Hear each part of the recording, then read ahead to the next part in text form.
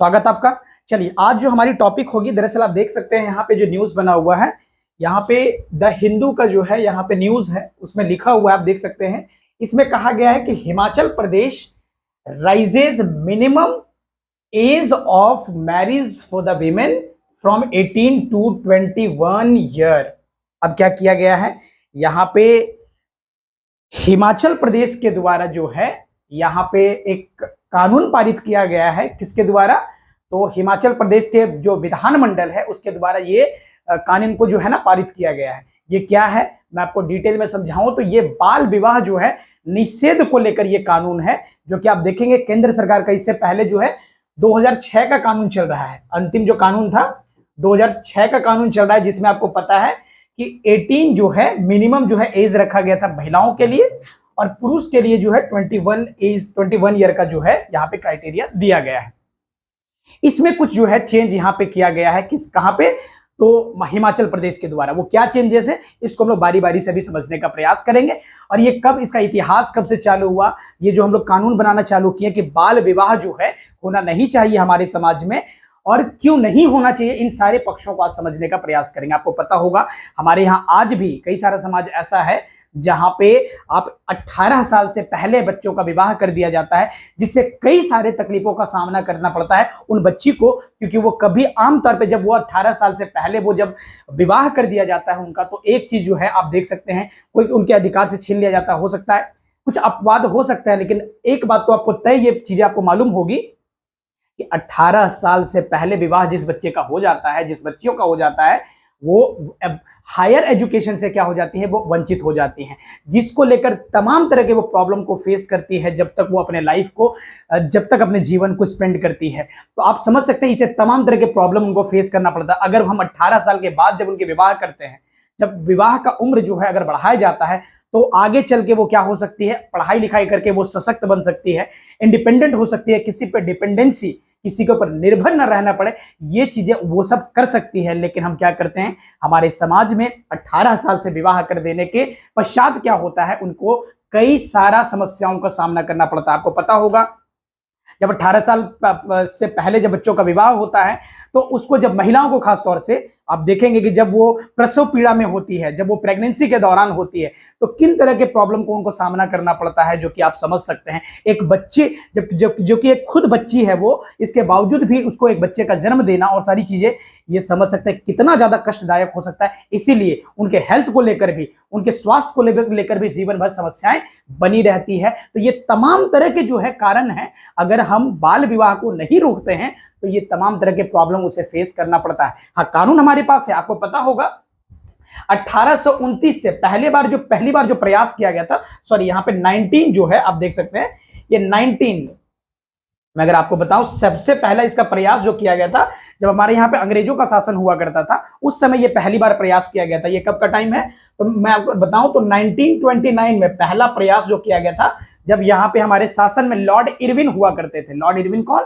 यानी कि वाइस राय, अंग्रेजों के द्वारा जो वहां की जो पार्लियामेंट के द्वारा जो भेजा गया था, जो शासक जो है उसका नाम था लॉर्ड इरविन, और इरविन के द्वारा, और उसमें हजारी प्रसाद द्विवेदी जैसे बहुत बड़े जो है, आप धुरंधर इसको कह सकते हैं, आप लिटरेचर में, हिंदी लिटरेचर में बहुत बड़े धुरंधर माने जाते हैं, जैसे कि हजारी प्रसाद द्विवेदी, उनका बहुत बड़ा योगदान रहा है इस कानून को यहाँ पे लाने में। उस समय एज जो किया गया था, आपको पता होगा लगभग 14 ईयर जो है से पहले आप विवाह नहीं कर सकते हो महिलाओं का, ये यहाँ पे शुरुआती प्रयास किया गया था। आपको पता होगा उससे पहले लोग 10 साल 12 साल में ऐसी विवाहें हो जाती थी। तो यहाँ पे ये तमाम तरह के लोगों ने प्रयास किया कि नहीं, ये समाज के लिए बहुत घातक हो सकता है, इसीलिए हमें इस पैटर्न को बदलना बहुत जरूरी है। और शुरुआत हमने 1929 से करना चालू किया। उसके बाद कई तरह के संशोधन हुए। 1929 के बाद आपको पता होगा 1946 में एक्ट आया, उसके बाद 1978 में आया, फिर अभी वर्तमान में हमारे यहाँ पे 2006 का कानून चल रहा है। तो आप समझ सकते हैं ये कितना ज्यादा जो है घातक है। तो देखिए इसी में जो है ना स्टेप लेके जो है ना यहाँ पे क्या किया है, विवाह को लेकर यहाँ पे हिमाचल प्रदेश ने क्या किया, प्रयास किया और इसको बढ़ाने का प्रयास। मैं आपको बता दूं, ये जो विवाह का जो विषय होता है ना, आपको मैं थोड़ा सा डिटेल में अगर हम समझाऊं, ये जो विवाह का विषय होता है, तो विवाह दरअसल जो है जिस सब्जेक्ट में आता है, इसको हम लोग बोलते हैं कंकरेंट लिस्ट। कंकरेंट लिस्ट का मतलब होता है समवर्ती सूची। तो समवर्ती सूची का मतलब होता है कि एक ऐसा विषय जिसमें राज्य तथा केंद्र दोनों कानून बना सकता है। राज्य भी कानून बना सकता है और केंद्र भी कानून बना सकता है। इसका क्या मतलब होता है? आपको पता है 2006 का जो कानून है ये संशोधन किया गया है दरअसल पुराने कानून में। तो ये जो है बनाने किसके द्वारा ये चलाया जा रहा है? ये जो कानून है तो आपको पता होगा ये सेंटर के द्वारा चलाया जा रहा है। ये सेंटर के द्वारा चलाया जा रहा है। और यहाँ पे अगर आप देखेंगे तो अभी जो पारित किया गया है वो कौन कर रहा है? तो यहाँ पे हिमाचल प्रदेश कर रहा है। इसका मतलब ये विषय समवर्ती सूची का मतलब होता है 208 जो आर्टिकल 246 के तहत यहाँ पे बोला गया है कंकरेंट लिस्ट का मतलब होता है एक ऐसा विषय जिसमें केंद्र भी कानून बना सकता है और राज्य भी कानून बना सकता है। इसीलिए यहाँ पे राज्य ने क्या किया है? कानून बनाया है। तो यहाँ पे क्या है? थोड़ा सा चेंज करते हुए क्या किया है? उसने यहाँ पे इंट्रोड्यूस करने का प्रयास किया है। किसने? तो हिमाचल प्रदेश ने। तो वही हम समझेंगे कि कहां से ये पूरी की पूरी जो कहानी स्टार्ट होती है। तो देखिए ये कुल मिला के जो है हमारे समाज में ये बहुत ही ज्यादा जो है घातक है। अगर हम बच्चे में ही अगर किसी का विवाह कर देते हैं, बचपने में ही किसी का विवाह कर देते हैं, तो उस बच्ची का जीवन जो है लगभग जो है आप समझिए ना कि एकदम से वो जिंदगी में उसके पास बहुत बड़ा स्कोप बचता नहीं है। मैं आपको फिर से कह रहा हूं, कुछ अपवाद जरूर हैं कि विवाह के बाद भी बहुत कमाल किए हैं, लेकिन मैक्सिमम अगर देखें, बड़े लार्ज नंबर को अगर आप देखें तो विवाह हो जाने के बाद, कम उम्र में विवाह हो जाने के बाद वो अपने बच्चे, परिवार इसी में जो है जिंदगी को खत्म कर देती हैं। जबकि उसके भीतर कुछ ऐसी क्षमताएं हो सकती थी जो कि समाज के बीच वो आता, लेकिन वो आने का न आने के पीछे का कारण होता है उसके बंधन जो कि वो जो बेड़ियां होती है उसको आगे बढ़ने नहीं देती है। तो इसीलिए अगर हम चाहते हैं कि अपने बच्चियों को अगर हम बेहतर, ऐसा नहीं है हम जिस तरीके से डिस्क्रिमिनेट करते हैं, बेटा हो तो बढ़िया स्कूल में जाएगा, बेटी हो तो खराब स्कूल में जाएगी, ये मानसिकता को हमें बदलना पड़ेगा। क्योंकि क्या है, हम अगर देखें आज जिस समाज में हम रह रहे हैं, इससे पहले मैंने एक वीडियो बनाया हुआ था, आप उसमें देखे होंगे कि किस तरीके से तालिबान के द्वारा जो है महिलाओं के साथ जो भेदभाव किया जा रहा है, उसको तमाम तरह के कंट्री ने क्या किया है कि ये जो हरकतें वो कर रहे हैं उसको खिलाफ वो इंटरनेशनल कोर्ट में पिटीशन लगाया है। तो इसी प्रकार से अगर कहा जाता है कि हम जिस समाज में भी रह रहे हैं, इतना मॉडर्न युग, हम आधुनिक समाज में जी रहे हैं, बावजूद इसके अगर हम ये भेदभाव करते हैं महिलाओं के साथ, तो ये कम से कम उचित तो नहीं है। इसीलिए आज के डेट में हमें ये बातें समझना बहुत जरूरी है कि जितना हक जो है, जितना हक समाज में ओपन तरीके से जीने का जिस तरीके से अधिकार पुरुषों को है, उसी प्रकार से जो है महिलाओं को भी साथ चलने का अधिकार जरूर है। अगर वो आगे बढ़ सकती हैं, कुछ कर सकती हैं, तो हमें बिल्कुल भी प्रयास मतलब करना चाहिए, उसके साथ उस बच्ची का साथ हमें देना चाहिए। एक बात मैं आपको फिर से बता दूं, इससे पहले के कानून में मैंने आपको समझा, इससे पहले के जो तालिबान का जो मैंने अभी जो मुद्दा आपको समझाया था, टॉपिक जो बताया था, तो उसी से जोड़ के आप देख सकते हैं कि महिलाएं दरअसल आज के डेट में कमाल कर सकती है। अगर हम उसके पैरों में बेड़ियां ना बांधे तो वो कमाल कर सकती हैं जो पुरुष आमतौर पे कर रहे हैं। तो निश्चित रूप से हमें अपने बच्चियों का सपोर्ट यहाँ पे करना चाहिए। चलिए आगे अगर बात करें तो मैंने जैसा कि बैकग्राउंड आपको बताया कि पहली बार जो है ये 1929 में जो है लॉर्ड इरविन के द्वारा लाया गया था। इसमें हजारी प्रसाद द्विवेदी जो है बहुत बड़े लिटरेचर के धुरंधर, आप मान लीजिए 2 ही व्यक्ति बड़े धुरंधर माने जाते हैं लिटरेचर में, हिंदी साहित्य में। एक व्यक्ति का नाम है रामचंद्र शुक्ल और दूसरे का नाम है हजारी प्रसाद द्विवेदी। इन दोनों के बीच कई बार बहुत कॉन्फ्लिक्ट भी हुआ है, लेकिन आप समझे ये बहुत बड़े नाम है। कभी अगर उसमें बातें होगी हजारी प्रसाद जी को लेकर तो इसमें डिटेल में मैं समझाने का प्रयास करूंगा कि किस तरीके का बदलाव हमारे समाज में इन्होंने किया है। तो इसको ये बाल विवाह निषेध कानून जो है, ये बाल विवाह निषेध कानून जो आया 1929 में, इसमें इनका बहुत बड़ा योगदान है कि बच्चियां जो आमतौर पे शादी कर दी जाती है 10-12 साल में, उसे चेंज करना चाहिए। इसे शारदा एक्ट के नाम से भी जाना जाता है, ध्यान रखें, इसे शारदा एक्ट के नाम से भी जाना जाता है। और इसमें 14 साल जो है ना महिलाओं का उम्र रखा गया और पुरुषों का उम्र जो रखा गया था उस समय 18 साल रखा गया था। बाद में 1949 में जो है ना महिलाओं के लिए 15 साल का उम्र कर दिया गया था और इस तरीके से लगातार बढ़ता गया। 1978 में देखेंगे तो पुरुषों का उम्र 18 और जो है ना महिलाओं का उम्र 18 और पुरुषों का उम्र 21 साल किया गया। उसके बाद जो है 2006 में जो सुधार के साथ इसी को संशोधन करने के बाद जब कानून आया तो उसके सेक्शन 9 में, जो इसका सेक्शन 9 है, इसमें लिख दिया गया कि ये जो है महिला बाल विवाह जो है निषेध किया जाता है, रोका जाता है। और ये 18 यही उम्र जो है रखा गया, 18-21 का जो है पैटर्न। हमारे यहाँ पे वर्तमान में महिलाओं का जो विवाह होगा वो 18 साल होगा कम से कम, और जो है पुरुषों का जो कम से कम उम्र होना चाहिए वो 21 साल का ट्रेंड अभी हमारे यहाँ पे वर्तमान में चल रहा है।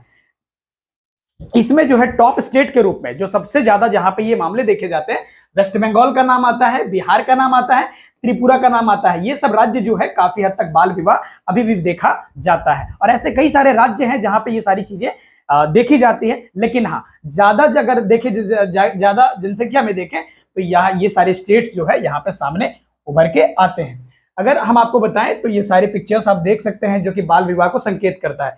यहाँ पे देखें किस तरीके से जो हमारे जो फैमिली मेंबर होते हैं, किस तरीके से सारा प्रेशर, इस तरीके से बंधन जो है डाल देते हैं कि बच्चे में ही विवाह कर देना है। तो ये फिलहाल क्या किया गया है, निषेध किया गया है। हालांकि कई सारे लोग अंजाम देते हैं, लेकिन ये गलत माना जाता है कानून के। देखिए, महिलाओं के लिए विवाह की न्यूनतम आयु, आपको पता है हिमाचल प्रदेश सभा ने महिलाओं के विवाह के लिए न्यूनतम उम्र जो है ना 18 से 21 वर्ष का विधेयक पारित किया है। 18 से 21 महिलाओं का उस समय क्या था, तो आपको पता होगा जो 2006 के कानून के तहत है वो कितना है, तो यहाँ पे 18 साल है। लेकिन अब इन्होंने क्या किया है, 18 से 21 कर दिया कि महिलाओं का कम से कम उम्र 21 साल का होना जरूरी है। ये कानून यहाँ पे बताता है। विधेयक का औपचारिक नाम क्या है, बाल विवाह वही बातें हैं, जो prohibition of child marriage Himachal Pradesh amendment bill 2024, जो कि आप देख सकते हैं यहाँ पे बाल विवाह निषेध हिमाचल प्रदेश संशोधन विधेयक 2024, जो कि यहाँ पे हमें समझाने का प्रयास करता है। भारत में महिलाओं के लिए विवाह की विधिक आयु जो है 18 वर्ष और पुरुषों के लिए 21 वर्ष है, जो कि आपको मालूम है 2006 के कानून के हिसाब से। तो इस तरीके से यहाँ पे देख सकते हैं, कहा जाता है भारत में करंट स्टेटस आपको पता है कि राष्ट्रीय परिवार स्वास्थ्य सर्वेक्षण जो है 2019-21 के अनुसार, 19-21 के अनुसार देखिए, according to the national family health survey, जो कहता है कि नॉर्मली 20 से लेकर 24 वर्ष की आयु की, आप ध्यान से समझिए, 20 से 24 वर्ष की आयु की 23% महिला का विवाह जो है 18 वर्ष से पहले ही कर दिया गया था। आप ऐसे समझिए कि 20 से 24 वर्ष की जो आयु की जो महिला है ना, उनकी 23% जो महिला अभी वर्तमान में जो है 20 से लेकर 24 साल की जो महिला आमतौर पर निकलती है ना समाज में, उसमें से 23% महिला का विवाह 18 वर्ष से पहले ही कर दिया जाता है। ग्रामीण में जो है ना ये आंकड़ा 27% है, जबकि ये शहर में ये 14% का आंकड़ा है, जो कि बहुत बड़ा आंकड़ा है। आप गौर से देखें तो जिस तरीके से हमारा पॉपुलेशन है उस हिसाब से अगर आप देखें तो ये आंकड़े जो है ना चौंकाने वाले आंकड़े हैं, और इससे कई तरह के प्रॉब्लम आते हैं। विश्व स्वास्थ्य संगठन, जिसको हम लोग कहते हैं वर्ल्ड हेल्थ ऑर्गेनाइजेशन, यह कहता है कि आयु की किशोर बालिकाओं में जब वो गर्भावस्था में होती है, जब प्रेगनेंसी के स्थिति में होती है, तो वैसी स्थिति में क्या होता है, कई सारे प्रॉब्लम का उनको सामना करना पड़ता है।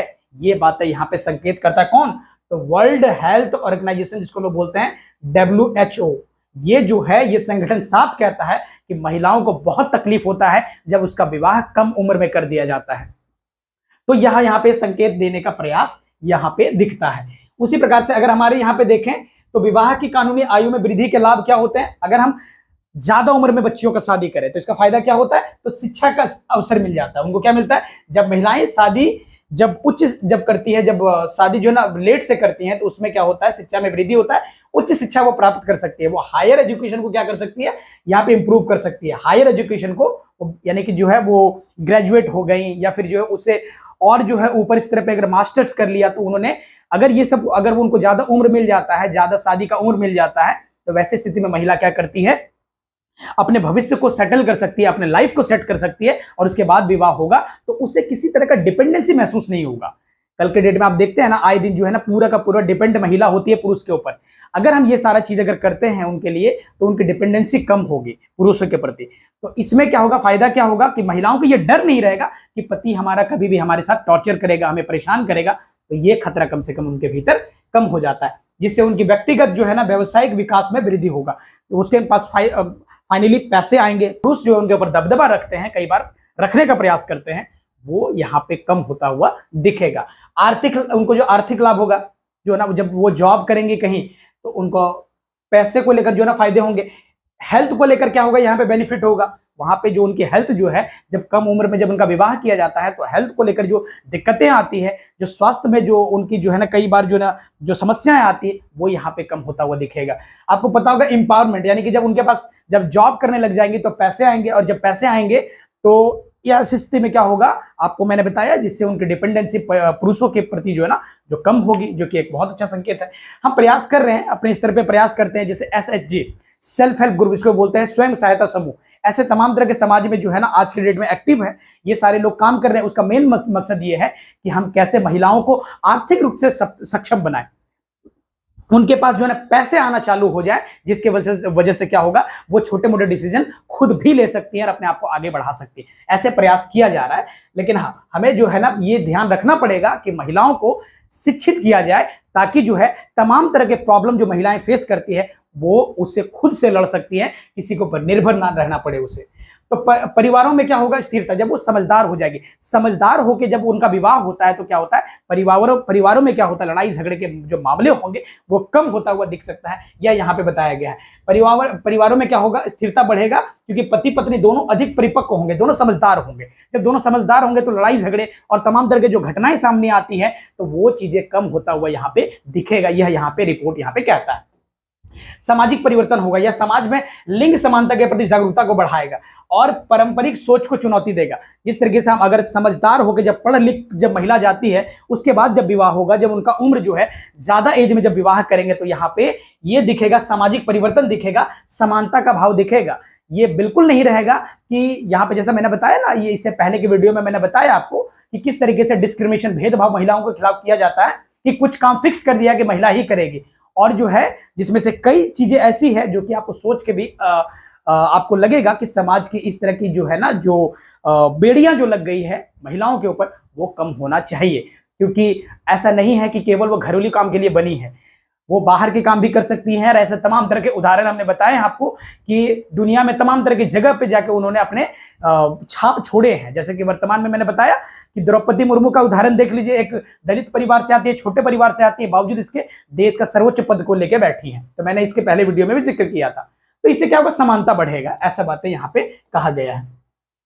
तो इस तरीके से महिलाओं के विरुद्ध हिंसा जो होती है उसमें कमी आएगी, ऐसा कहा गया है। रिपोर्ट के अनुसार कहा गया, विवाह की न्यूनतम आयु से बाल विवाह की प्रथा में क्या होगी, कमी आएगी, जिससे महिलाओं के विरुद्ध जो हिंसा और शोषण होता है वो इसमें कमी होता हुआ दिखेगा। यह बातें यहाँ पे कही जाती है।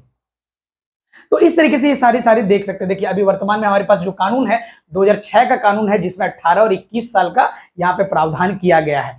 उससे पहले राष्ट्रीय महिला सशक्तिकरण नीति 2001 में आया था, जिसमें इसमें बाल विवाह को, यानी कि जो बाल विवाह को समाप्त करने की आवश्यकता पर जोर और प्रथा से निपटने के लिए, इस प्रथा से निपटने के उद्देश्य से महिलाओं को शिक्षा और आर्थिक स्वतंत्रता को बढ़ावा देने के लिए यह नीति को लाया गया था। हम सरकार चाहती है कि किसी भी हाल में महिला को सशक्त किया जाए, मजबूत किया जाए, जो कि ये केवल सरकार की जिम्मेदारी नहीं है, हम सब की जिम्मेदारी है कि महिलाओं के साथ हो रहे अत्याचार को किसी भी हाल में अगर खत्म करना हो तो शिक्षा एक बहुत बड़ा माध्यम है। हमें उन्हें शिक्षित करना पड़ेगा, तब जाके ये सब चीजें खत्म हो पाएगी।